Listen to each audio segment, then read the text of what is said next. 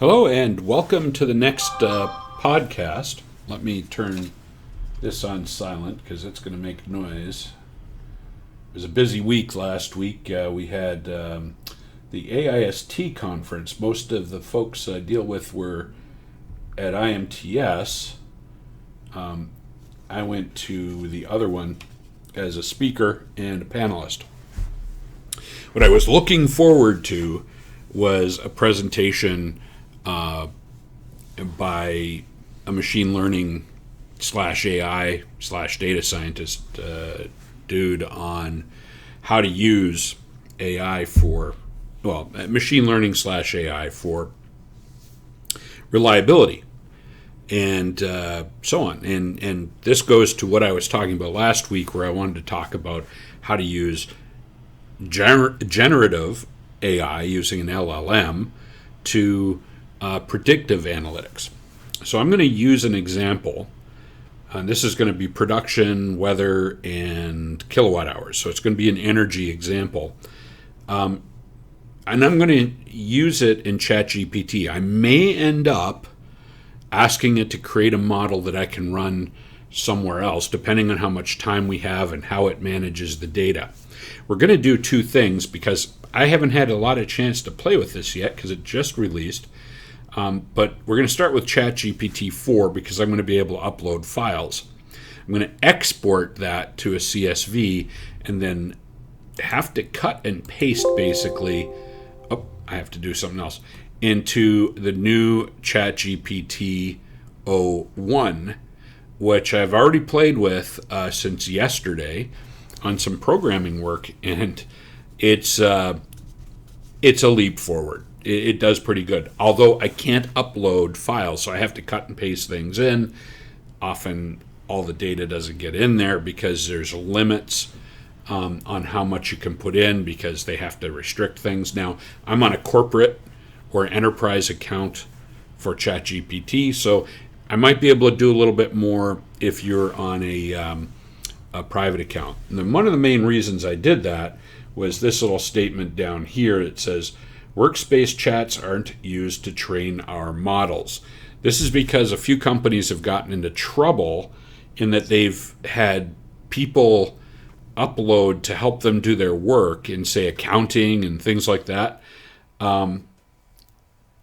from major corporations, publicly traded corporations. And then that information ended up training models. So people who were asking questions about those companies were getting data that should not have been out and available. So I'm going to say, have fun with this, but if you're going to use your real data, you want to have one of the account levels where you don't do this, or you want it to do something as simple as upload some sample data. That's basically what we're going to do today. Have it generate the code that you want, and I'm going to use Python because it's very friendly, but I could tell it I want to do it in MATLAB. I could tell it I want it to do it in C# or whatever language I'm familiar with. It seems to do pretty good because it's learning off of GitHub and places like that where we have our discussions. Good news, it has guide rails. So you're with one exception, because it's still showing up, is that Ace Tools thing. So it keeps trying to load or import hacking tools. Luckily, when it calls import for tools, it wants to import from a download you already have. So it's not going to force you to upload something. It's interesting on here too because I've looked at the code. There's a little check bar so you can actually see how it processed. It works primarily in Python to see what it did, and there it'll show up. Don't know why they haven't gotten rid of it. I don't know who's using it there, but they've definitely trained the model with hacker tools. I don't know about the other ones. I primarily stick with something that does well for me. If it falls apart in the future, I might explore some of the other models. And then the commercial models, it's much like, I kind of liken it to, I like doing my own thing. I like having control over what I'm doing. It helps make sure that, I'm not working off of somebody else's biases. I want my biases. My biases are definitely there. There is no human being that doesn't have biases. So what I want to do is, so you can use a commercial model. It's much like doing Python for what we're about to do, or MATLAB, which is a commercial model. So in the commercial model, a lot of the modules are already built. You still have some coding to do, but there's a lot of automated stuff built in there based upon demand. Now, a lot of the commercial packages in the reliability and maintenance industry, or the energy industry, or whatever industry you're in, especially finance, are really good at finance, and then also medical, they will often have prepackaged commercial models that you can access. There's a lot of cautions that you have to do with that, including your, who owns the data. And that also includes things like IoT devices and projections. That we're going to do a little later. I'm going to show you some tricks next week on how to use what we're about to do now, but with your electrical signature analysis data, which I can then say, okay, maybe not just DSA, but let's do it for vibration or ultrasound or whatever tool I want. There's things you can do with all of that. I mean, heck, I use my phone. I'll go out, and I've done this before. As a matter of fact, there should be a podcast previously, and then also some articles on it where I've taken sound with a phone from a transformer, say.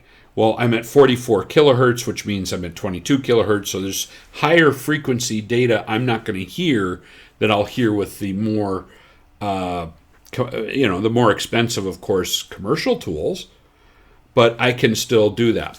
And then sometime, I think for the 50th, so about 4 out, I'm going to go ahead and I'm going to use generative AI to do a classification model built around infrared images. And we will do, in that case, we will use either, I don't know if it'll do a shallow or deep learning. That'll be the real thing. That's the classification stuff.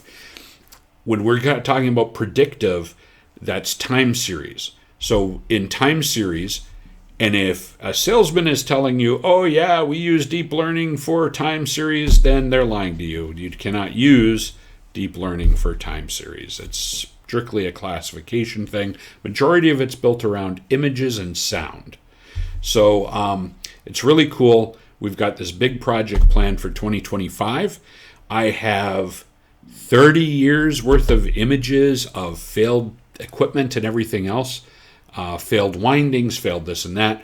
We're going to work on a library of stuff that will help people identify root causes based upon types of faults. And people, oh yeah, I'm going to rush forward to do that. Okay, go to an academic, well, never mind. We're going to be done first. So anyways, let's take a look at this. I'm going to upload 3 files. They're 3 separate files. I have to find them first. And in these files will be dates, production information, and everything else. And I'm doing it off the page because, it's collaborative stuff, meaning it's not from any one organization. Let's see. Here we go. I set these aside. I should have been here already. But you know me, got to be different. So let's go in here, and we are going to upload temperature data. We are going to upload meter data, and it looks like I have it by day. And we're going to upload some production data. So this is going to upload, and then I'm going to have it do a few things for me. So there's weather data. I get this off of NOAA, N-O-A-H, the weather, the government weather service. So you can go by, I think I took this from O'Hare. And then this is meter data from a company, and this is production date from a company. So it's not simulated data, it's real stuff. Let's see, import CSV files, show headers. So I'm going to slow this down a little bit by CSV, so I could show you what's there. And it'll probably show me the first 5 lines or so. Here we go. Now, you notice that 4.0 has got a lot of stuff going on now. So it's going to show me the header, and actually I would be able to scroll through everything. And, I don't know. Every time I go into it, they've added more features. So I don't know if there's going to be some additional stuff it's going to do. I don't know if there's going to be some restrictions to what it can do. Things like that. That's one of the reasons why I tell people I use it as a tool. I don't rely on it as a business. There's a lot of people that make models. Matter of fact, I have some that'll explore IEEE Explore and some other stuff, my own GPTs. So here's max and min temperatures. So I am going to get a notebook out, and we are going to keep track of a couple of things here because I want to give it specific things. So date. Let's say we'll take, what do you think, max or min? We'll take max temperature. So Tmax. You notice the dates don't match on the first line. So what I'm going to do is I'm also going to tell it, okay, and we're going to take kilowatt hours. Oh, that's got to make sure you want to make sure that you have the right thing. And then here, let's go across. This is kilograms of material. We're going to use total. And that was somebody's attempt to try to figure it out using bills and the like, and did not quite work out for them. So, but this, I could sort it out and do it by machine and do a deep dive and really understand the process, but that's not our purpose today. Okay, so we now have this in here. It's analyzed the data. It's giving me a list of all of the different files. Okay, and then I'm going to say blend the data and match dates as date time.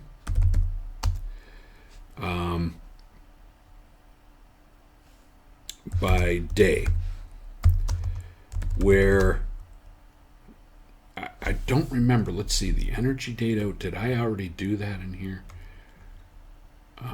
Energy data, meter data. Oh, I already blended it by day. Drop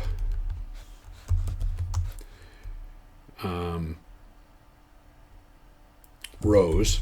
So the rows, the across, because they're going to be all in rows. So my headers will be across the top, rows all the way down. Date will be on the left-hand side. So drop rows that do not have matching dates and display header. Oh, and use the following columns. Date, Tmax,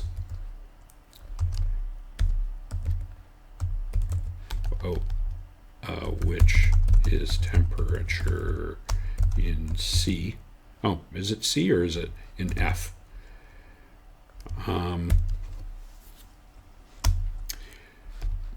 Kilowatt hours, which is kilowatt hours, and total, which is production in kilograms. Okay, I'm doing that because I wanted to do certain things. show headers, header of the new file. Okay, or well, it should have said, but it'll figure it out. It says, "Oh, all people are stupid." So here we go. We're gonna interpret what you just told me. So, and this is 4.0. 1.0 apparently does some more stuff. So there we go. So then we have dates. So it looks like November 6th of 2021 is where it starts, and there's my degrees Fahrenheit. There's my kilowatt hours for that day, and there's production levels. Now this is interesting because it's high and it's low, so that's kind of odd. Preview of the data set. So here we are. Here's our data set, and here, this one here, it's called the view analysis. This is where it will show me what it did in Python. Okay, I can tell it to do it in other languages. Python is just a little more flexible. Okay, so first I want to download as CSV.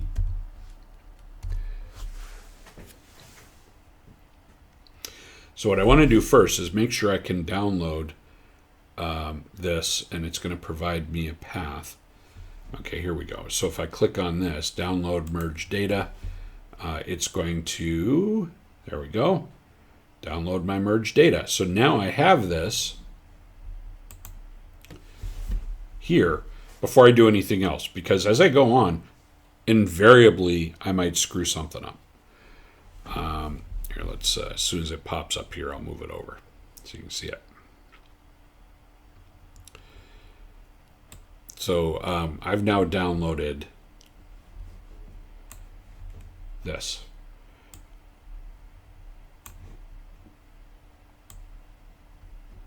Oh.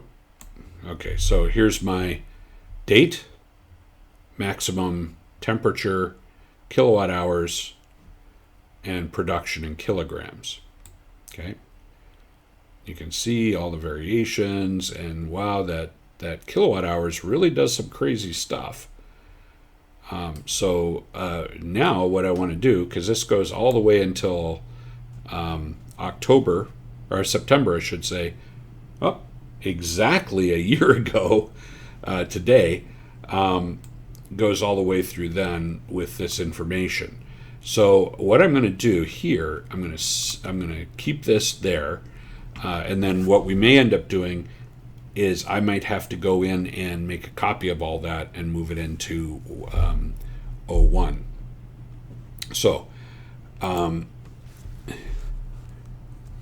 graph relationships, graph the data, and adjust y scale by type of data using both left and right axis, date on x axis. So anytime I'm doing any type of data science or analytics, what you want to do is understand your data. Now, there's a lot of other things that I'll do when I'm doing something like this, including have it provide some insights and say, hey, do you see anything different or unusual or whatever else? Okay, so it's running Python right now. And here we go. So here's our relationships. And let me blow this up a little bit here and see if we can get it in the picture. Well, partly. So, but I don't think I can move this around right now, but let's see about this. So we'll make this smaller instead. There we go.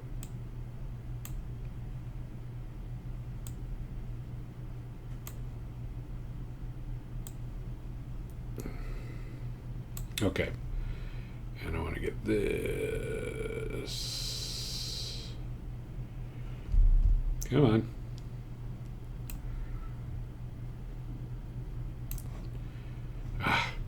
Oh well. Anyway, so in any case, I'll just bring it back down here. Okay, so you can see there's temperature and production levels here because they are roughly the same. So I can see all these different variations. I can zoom into certain areas. There's my temperature or energy. Yeah, okay, energy consumption in red. Temperature down here. Production levels blended in. Okay, so obviously it's noisy and it's not going to tell me a huge amount.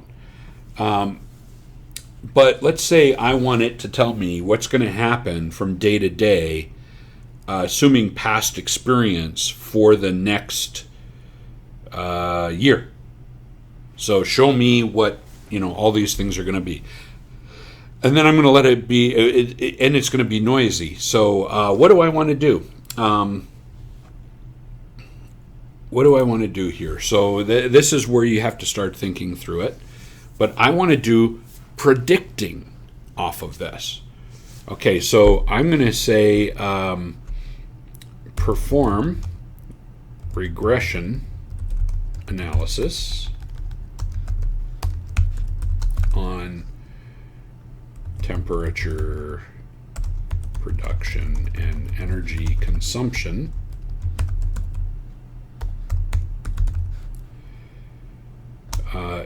and project the next 12 months. I have just made a huge leap forward this way. Okay, so I'm going to say, go ahead, let's do it from a regression. So it's going to try a linear regression.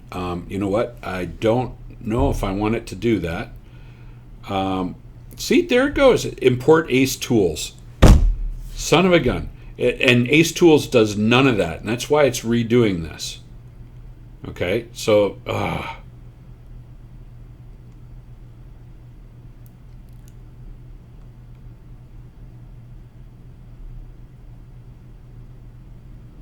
yeah, it's trying to.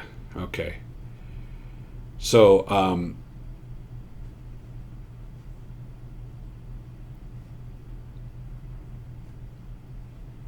okay, so graph. Sorry, I got upset there, but there it goes again. It's built in. It's showing up on every time. And if I take and I cut and paste that into my machine and somehow I get exposed to ACE Tools, I'm going to start doing things that I don't want to be doing. So in any case, so graphically display the results and prediction. And I can tell it to do things. Create a vertical red line for the start of the prediction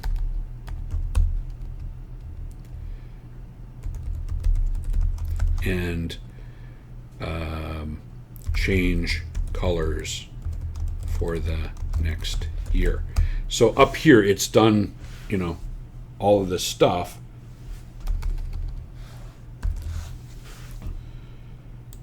And I'm using old data to project future.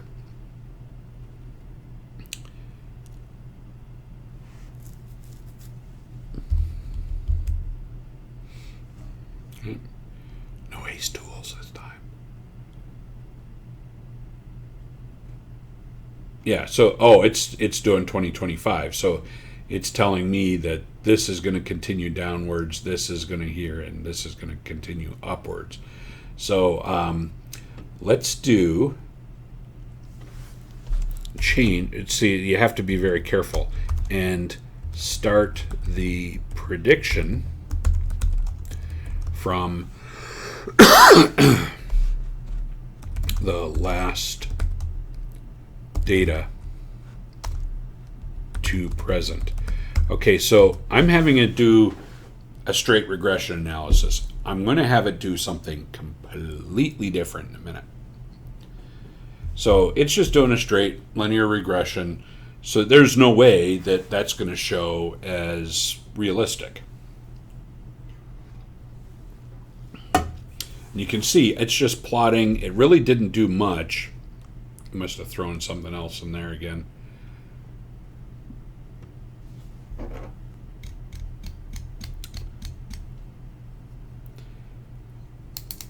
Now, I can do the same thing with, say, vibration data and things like that, right? So, okay.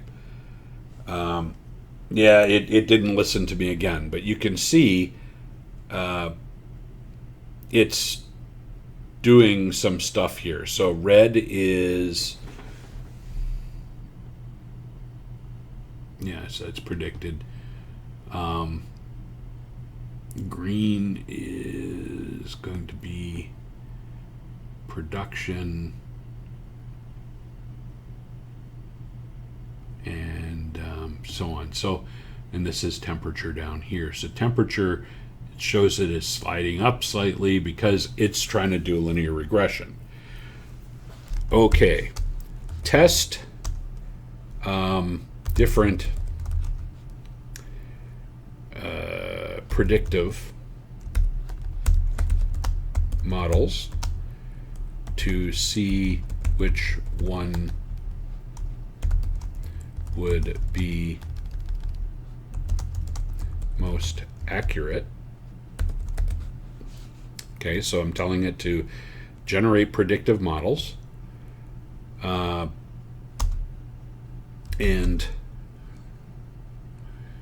provide scores based on 70% training, 30% test.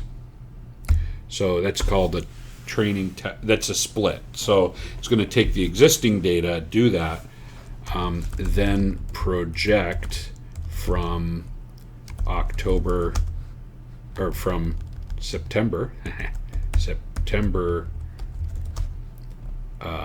15, 2023 to present. Okay, so seeing as dates fell exactly to today, this makes it right from the top 2 predictive models, and describe how the models work. And my spelling's atrocious, but guess what? It's going to account for it now. It used to not. About a year ago, I'd have to be very, very careful. So it's going to go in, it's going to use sklearn, and it's going to try train test split. It's going to do a couple of different things. Random forest. I like random forest, especially for you can do a linear regression random forest, and the days are going to look similar. Now, if I have a lot of data, I can start using this and say, okay, here's my past data. I would like it to project what's going to happen tomorrow. Okay, top 2 predictive models, decision tree and random forest. Okay, split the data into branches, making decisions from present now available for review. Okay, show me.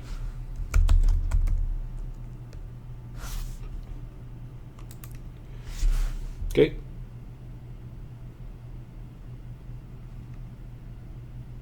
Oh, it just did. Okay, we'll wait.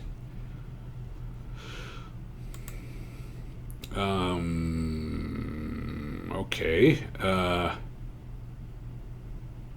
Let's go ahead and do that. Then we're gonna go ahead and follow its suggestion just for fun. It did not follow everything I suggested, so we're gonna do something a little different. And this is how it goes. It's usually not something that's just okay. So here we are. Predict a kilowatt random, graph both predictions.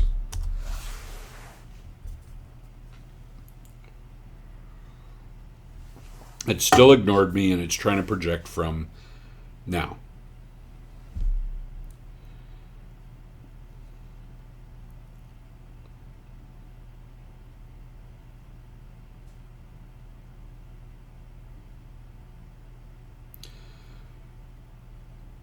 Yeah, so straight lines, not what I'm looking for. Okay, so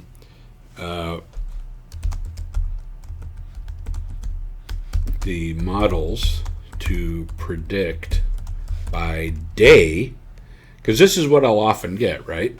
Predict by day, assuming same production and temperature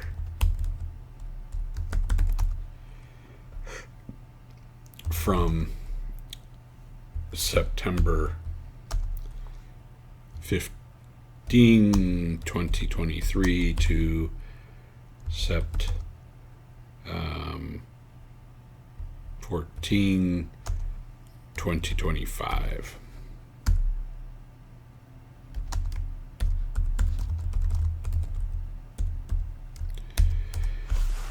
And yes, I've got some errors in there. Normally I'd correct them, but I'd want to see what it's going to do. Okay, so cleaned the information, did this and that. It's taking a look at this. It's trying the different predictive. And I want it to assume by day. Okay. It's running into some stuff with sklearn. Probably because it's using a different version, but it's just warnings. Yeah, that's not going to work, right? So it's just giving me a straight line. This is what happens in most of these systems.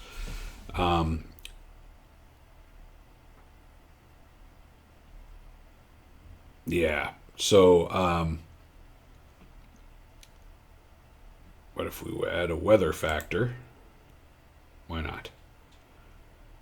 And then we're going to go and see what happens in 1/0. I'm curious as well. Okay, so it didn't follow my directions, of course. So I knew that back here when as soon as I saw it pop up and it was only showing kilowatts, well, it's trying to project kilowatts, and that's not what I was asking it to do.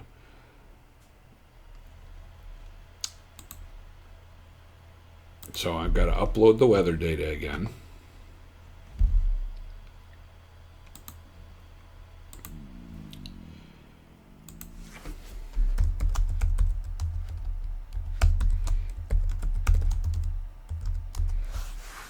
And I shouldn't have had to. Yeah, well, too late. Okay, so let's see how it handles it.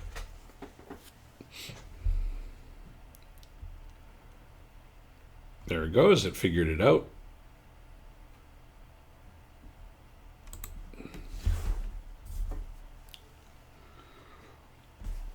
So all it's doing is just making energy use predictions straight out. Okay, so we're going to give it a chance to do this, and then we're switching right over as I want to see if I can upload that data. So what I'll have to do is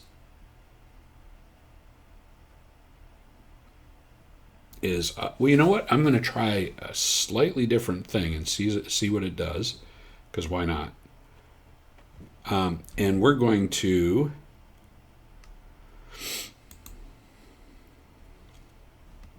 do a new model. So let's get rid of this. Delete.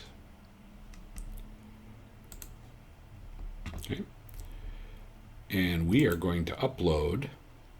Now I did that for a reason.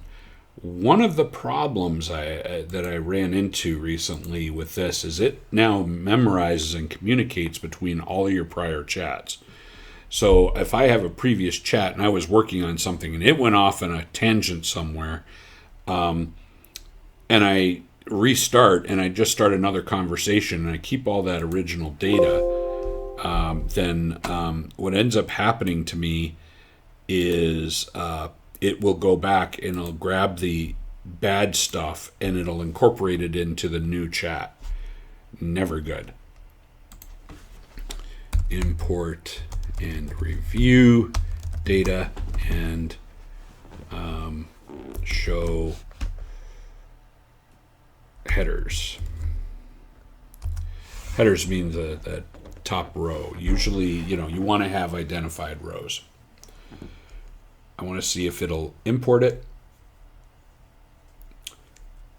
And then, yeah. Okay, great. Okay, so now I'm going to switch and I'm going to say, oh, it's not going to let me do it.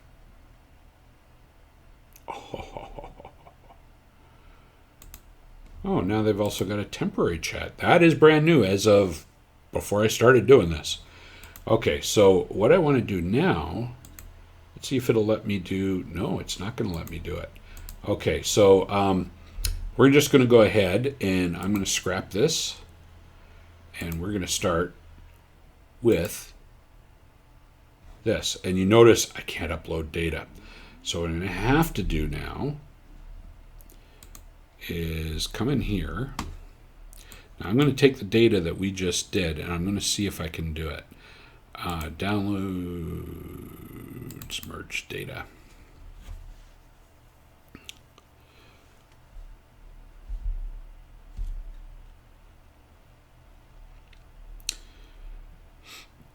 Which means I have to open up a CSV. Hopefully this is not going to slow down my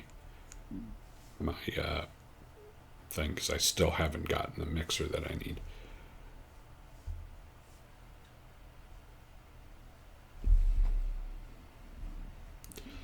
Okay, and what I'm going to do is I'm going to take these. It's not too many rows because it's by day. About 2 years worth of data, so it should only have to go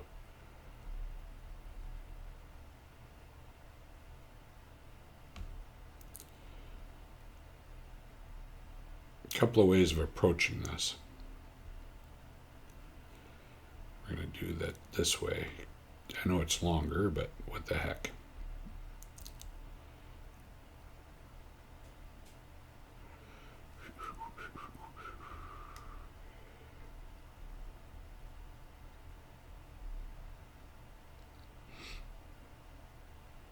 Paint's almost dry, folks.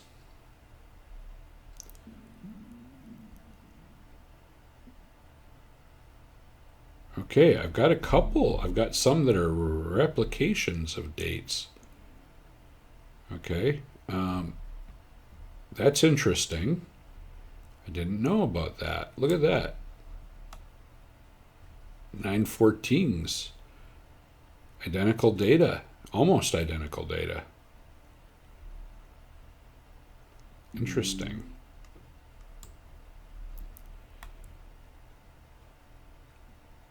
Yeah, look at that.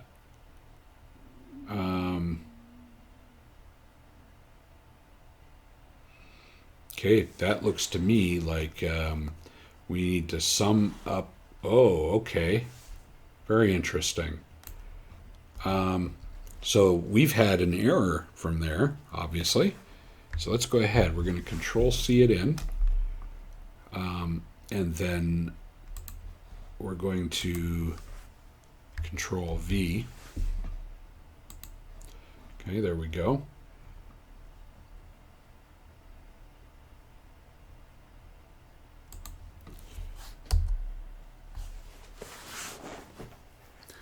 I'm basically importing the data directly.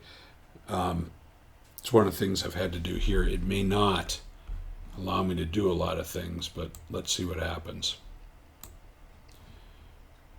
Okay, so it's reviewing the. It's supposed to be a more intuitive version, and from a programming perspective, it did great so far.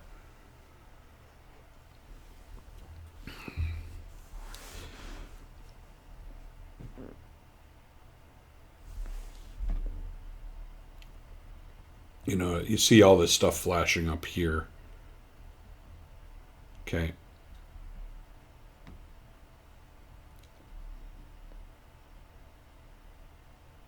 Okay, it thinks it's producing correct data.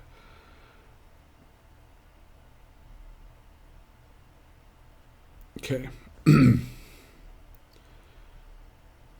Okay, so what we want to do, and look at this, you can use time series, so it's already predicting what I want to do. So first we'll say, yeah.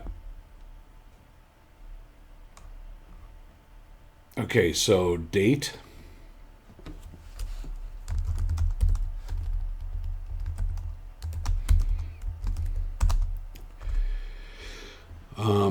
Value 1 is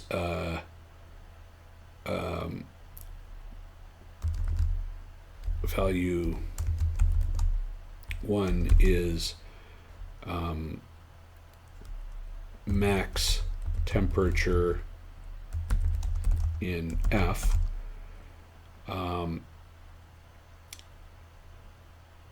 Value 2 is kilowatt hours, and value 3 is kilogram of material processed.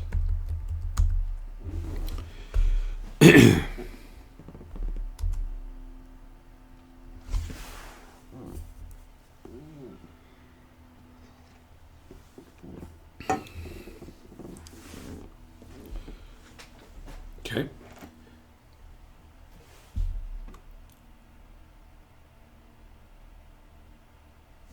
Yep. So it's telling me remove duplicates, calculate totals and averages, but basically it saw all the stuff that I saw, and it says, okay, we'll import the data into pandas, we'll review the data, we'll ensure certain things, we'll handle missing values, we'll remove duplicates, and then we're grouping data. So it's doing everything already. Didn't give me a chance to do anything, but what the heck. And then here we go. It's saying it's going to do all this stuff. Next steps. Okay. Perform time series forecasting from, so forecasting is predictive analytics. So I'm using a generative AI to develop the software and then implement the software to do a predictive analytics. And here's one of the problems is people are assuming that tools like ChatGPT are actually doing the predictive side. They're not.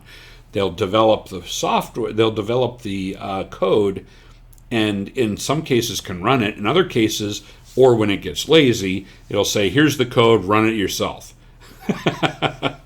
So, okay, so we want time series forecasting from the last day of data to the present day.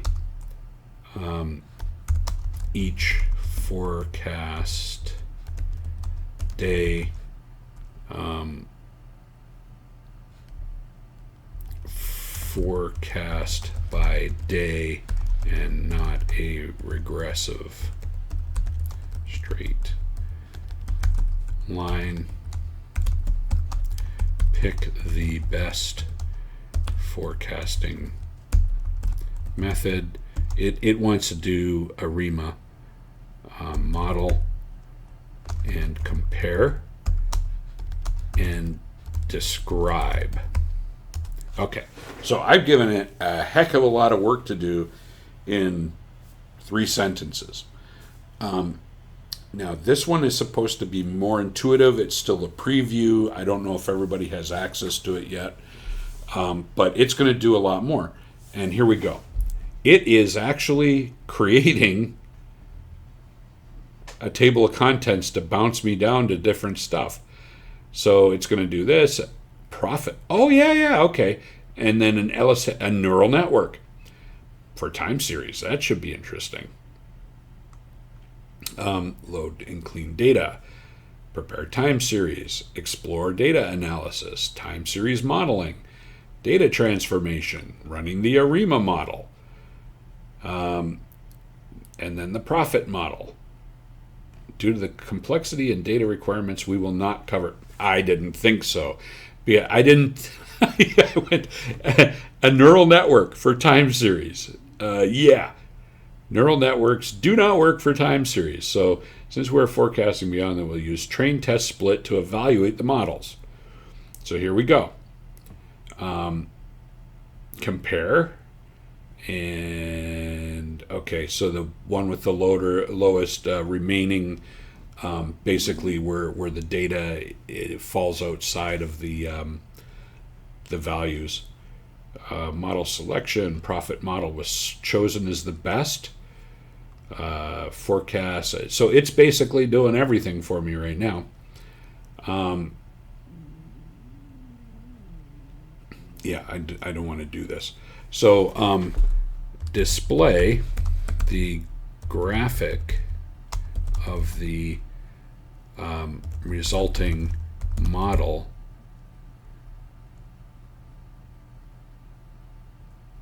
and include confidence. Because I didn't tell it to do a confidence.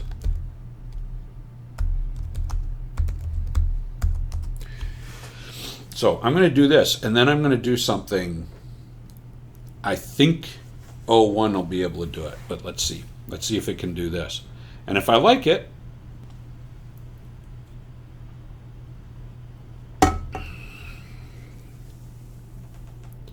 okay, it's explaining everything it's doing.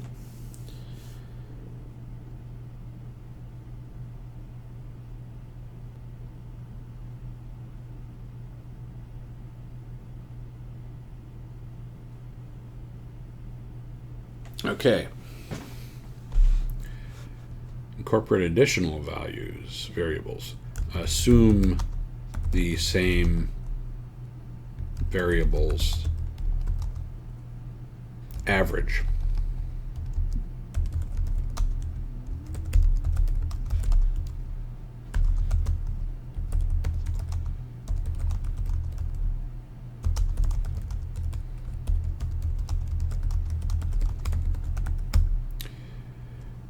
Okay, so still wanted to do the predictive. And it's not displaying anything yet. So that might be something that's very, very specific to this. Okay, load and clean. You did all that. You did all that. You did all that. Did all this. Here we go.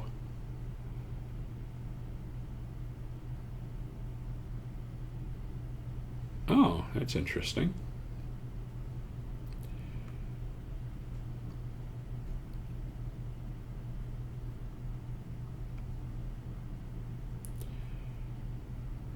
Okay, compare actual values with projections. Today it is 90 degrees. Assume it is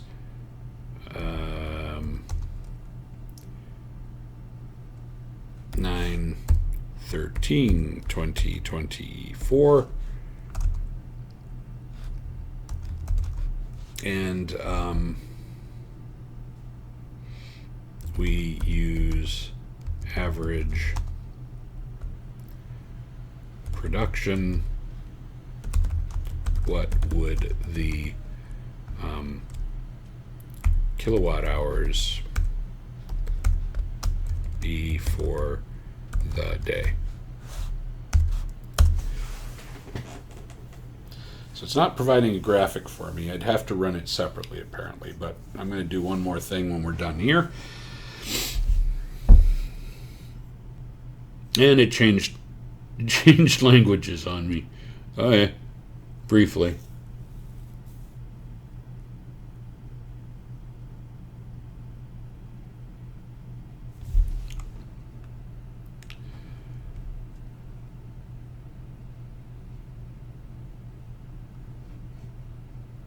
So it's telling me all this stuff. Why are you doing a linear model?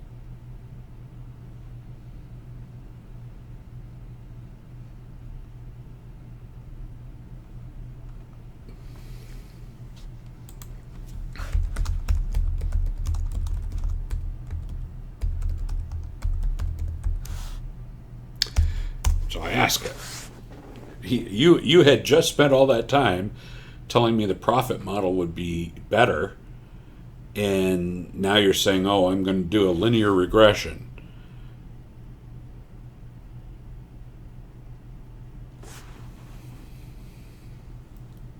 I'm absolutely right. I apologize for not incorporating what I had done. It literally says that. So these are the things you have to keep an eye on. Whenever you're using any type of AI, is it and by the way, if somebody tells you they understand how the AIs work, machine learning, they're lying to you. They're probably a salesperson or a marketing person. Any data scientist worth their salt would go, nope, not clear. Okay, so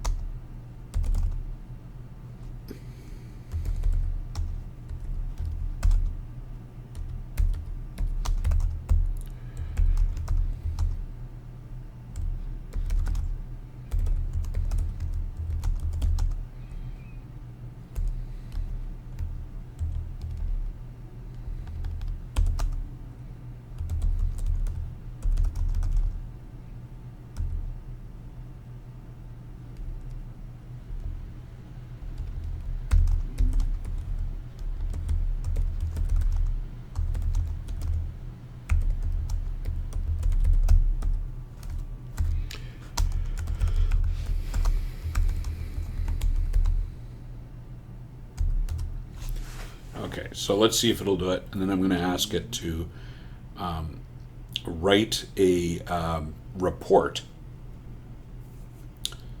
on the ARIMA. I'm sorry, on the profit model. So now, if I were using something like MATLAB, I could do all these predictive stuff, and then I could say, it's got like 40 some, I think, might be 20 some. Anyways, it has all of the known models there, and you would say, okay, so 13,500. It's telling me the historical. So it used to be 2 kilowatts per kilogram. It's now changed. It was less efficient based on the projections. And I'm going to say, write a complete report discussing the selected model findings and example, and describe continuous improvement. Okay, and what do we want? Also include the report in LaTeX.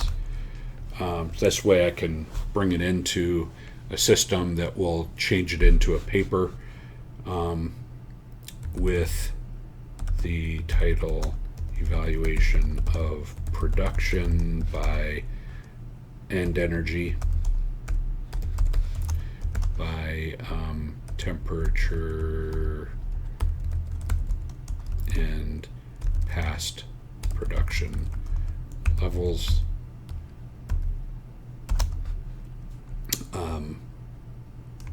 Howard Penrose and ChatGPT 01. Bird. Okay. Have it write the report for me. Of course, would I use that? No. You take that, you can use it in an outline, and then you go, okay, I want it to turn into something that I need an outline for this, or I need an outline for that, because it's going to hallucinate and make some stuff up. But here we go. Not clear on what it's going to do here, so there's something else I want to do for when it's done.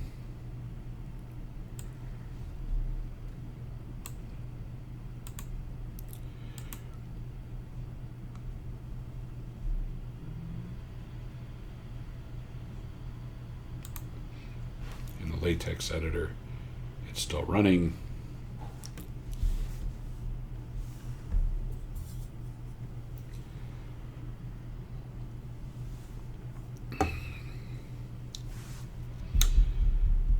Oh yeah, and if it gives you a bibliography, verify it.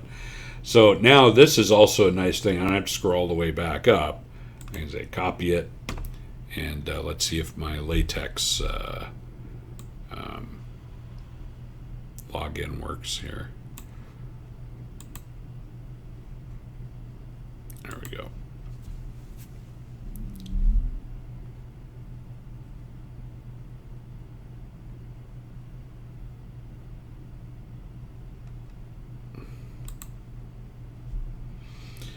Apparently, it's having problems with reCAPTCHA.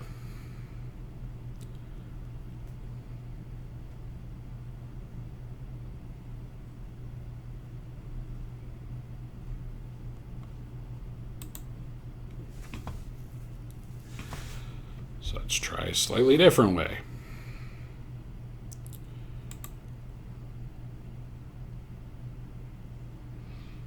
I have to sort that out afterwards.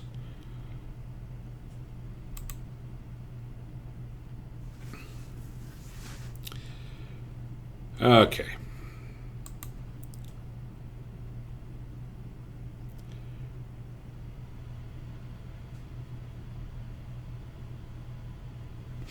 See if it works. Oh, there we go. Okay, so new project. Blank. Production paper. I didn't tell it to use half-inch margins or anything like that, so it's going to be kind of in the center of the page. Okay, don't want any of that. Let's get rid of this. Hide preamble. Control V. Recompile. I have no idea what it's going to do here. Oh, prettier. Okay, and then it's asking for plots that don't exist. But let's go ahead and I'm going to download it and then show it to you real quick. And with that, we'll end what we're doing.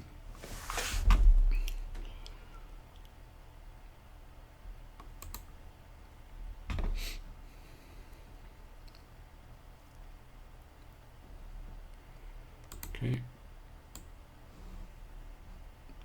So here's our little paper that it generated from all that.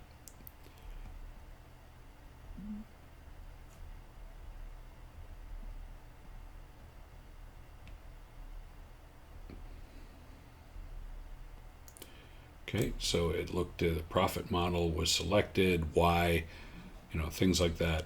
Now, again, I wouldn't use this as my thing, and I would spend a little time exploring the model. And we'll do that. You know what? I'm going to do that next week. Next week, we're going to have a discussion of forecasting or predictive models, what they are, why they are, and then a definition of classification, because all of this is going to end up helping us in the end. Now, it made some assumptions here, efficiency of 5,000 kilograms of production at 10,000 kilowatts, so it came up with this. Those numbers can't possibly be right. But, I didn't spend any time manually doing the data. I had it do everything. So, yeah, there's some issues still here. I'll have to, I don't know if these are real or not. That's really short, so don't know if that's true. They even give a date? 2018. Okay. But there's tools within the ChatGPT thing that I might use, and I'll show you a little bit here. This would be like Ask Your PDF Research Assistant. That's probably one of my more favorite ones because it goes out and it looks for certain things. I won't ask it anything right now because then you'll see my login stuff because I have to log into this. But it goes through a bunch of papers and everything else. Now, last but not least, we have made some improvements to software.